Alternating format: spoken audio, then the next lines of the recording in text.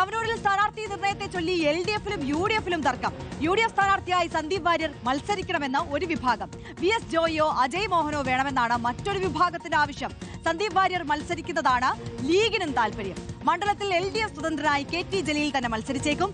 ബഷീർ കൂട്ടായി VP സാനു എന്നിവരെ പരിഗണിക്കണമെന്നാണ് ഒരു വിഭാഗം പ്രാദേശിക നേതാക്കളുടെ ആവശ്യം.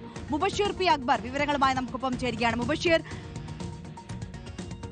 ഈ തവനൂരിൽ KT ജലീൽ എന്നുള്ള പേര് LDF ഉറപ്പിച്ചു കഴിഞ്ഞതാണ്. അവിടെ പ്രാദേശികമായ ചില തർക്കങ്ങൾ വന്നാൽ പോലും ആ ഒരു പേരിൽ നിന്ന് LDF പിന്നോട്ട് പോകുമെന്ന് ഈ ഘട്ടത്തിൽ നമ്മൾ പ്രതീക്ഷിക്കേണ്ടതില്ലല്ലോ. ഇനി UDF-ലേക്ക് എത്തിയാൽ സന്ദീപ് വാര്യരുടെ പേരാണ് ഉയർന്നു കേൾക്കുന്നത്. ലീഗിനും തൃപ്തിയുണ്ട് ആ പേരിൽ. അങ്ങനെയെങ്കിൽ സന്ദീപിന് തന്നെ നറുക്ക് വീടില്ലേ അവിടെ?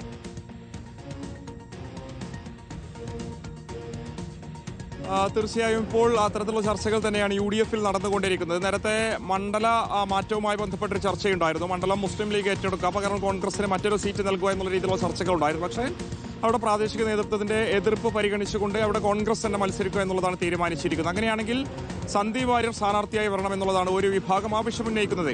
വിശേഷം LDF സ്വതന്ത്രനായി വീണ്ടും KT ജലീൽ തവനൂരിൽ മത്സരിക്കാൻ പോകുന്ന ഒരു സാഹചര്യത്തിൽ കൂടിയാണ് സന്ദീപ് വാര്യർ വരികയാണെങ്കിൽ അവിടെ UDF-ന് വിജയിക്കാൻ സാധിക്കുമെന്നുള്ളൊരു വിലയിരുത്തൽ ഒരു വിഭാഗം മുന്നോട്ട് വെക്കുന്നു. വിശേഷം മുസ്ലിം ലീഗിന്റെ ചില ഘടകങ്ങളൊക്കെ തന്നെ സന്ദീപ് വാര്യർ മത്സരിക്കണമെന്നൊരു താല്പര്യവും പ്രകടിപ്പിച്ചിട്ടുണ്ട്. ഇക്കഴിഞ്ഞ തദ്ദേശ സ്വയംഭരണ തെരഞ്ഞെടുപ്പിൽ UDF-നെ സംബന്ധിച്ച് വലിയ മുന്നേറ്റം മണ്ഡലത്തിലെ പഞ്ചായത്തുകൾ ഉണ്ടാക്കാൻ സാധിച്ചിരുന്നു. ആ മുന്നേറ്റം നിലനിർത്തണമെങ്കിൽ മികച്ചൊരു സ്ഥാനാർത്ഥിയെ തന്നെ UDF നിർത്തണം, കോൺഗ്രസിന് നിർത്തണം എന്നുള്ളതാണ് മുസ്ലിം ലീഗും ചൂണ്ടിക്കാണിക്കുന്നത്.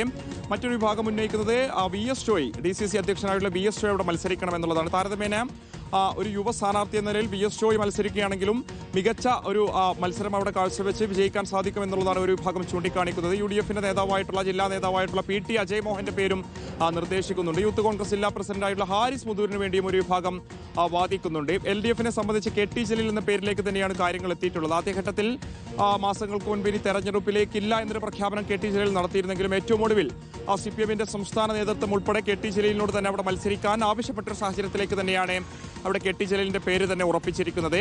അതേസമയം തുടർച്ചയായി തെരഞ്ഞെടുക്കപ്പെട്ട MLA അല്ലേ, ഇത്തവണ അദ്ദേഹം മാറി നിൽക്കട്ടെ, ഇത്തവണ CPM-ന്റെ മറ്റു നേതാക്കൾ അവിടെ മത്സരിക്കട്ടെ എന്നൊരു അഭിപ്രായം പ്രാദേശിക CPM-ന്റെ ഒരു വിഭാഗം നേതാക്കൾ ആവശ്യമായിട്ട് ഉന്നയിച്ചിട്ടുണ്ട്. അങ്ങനെയാണെങ്കിൽ തീരദേശ മേഖലയിൽ നിന്നുള്ള ബഷീർ കൂട്ടായിയെ പോലെയുള്ള നേതാക്കളെ മത്സരിപ്പിക്കണം എന്നുള്ളതാണ് ഒരു വിഭാഗം നേതാക്കളുടെ താല്പര്യം.